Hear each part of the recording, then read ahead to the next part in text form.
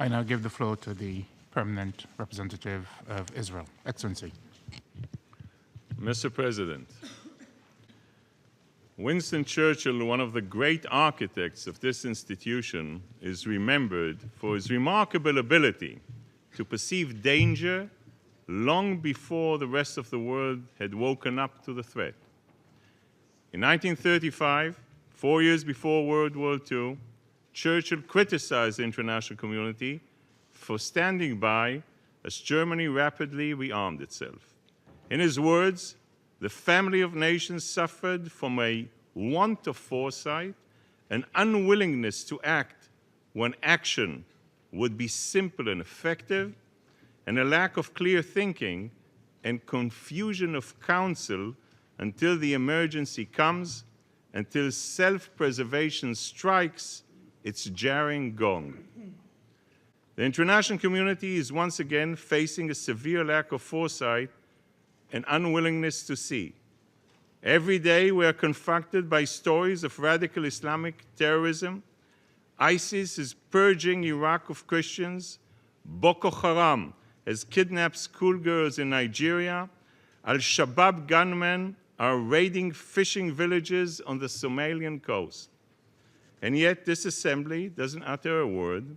It can only muster its outrage when Israel acts to defend its citizens. The double standards are absolutely appalling.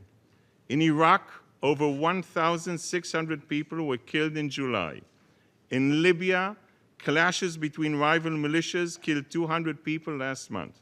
And in Nigeria, Boko Haram has slaughtered nearly 3,000 people this year. It may just be me, but I didn't hear the Arab group rally to condemn these atrocities. Instead, this group gangs up against the only democratic nation in the Middle East that is defending its citizens from the totalitarian forces threatening every enlightened country in this assembly. It might be too much for you or to ask you to stand on our side in this battle between civilization and barbarism, but at least have the decency to swallow your selective outrage as Israel wages war against the extremist groups seeking to eradicate the values that we all hold very dear.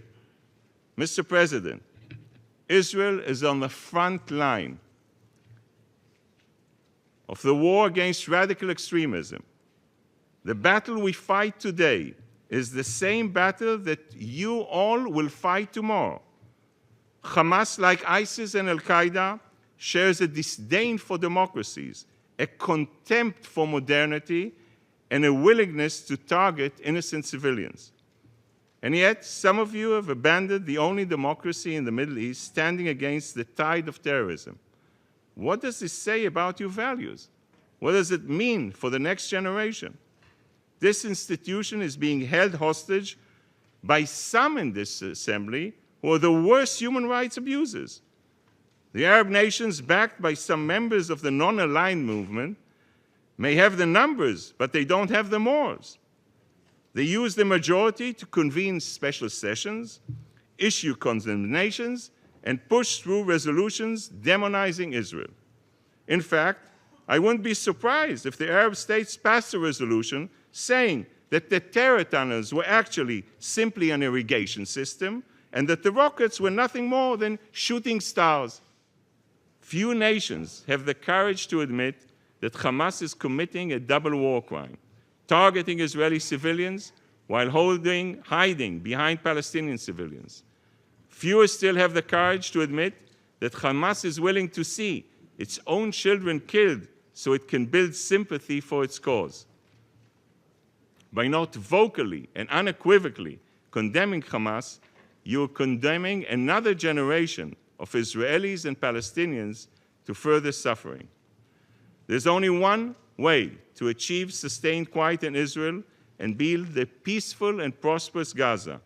Hamas must be disarmed, Gaza must be demilitarized, and the international community must divorce itself from the romantic notion of Hamas as freedom fighters.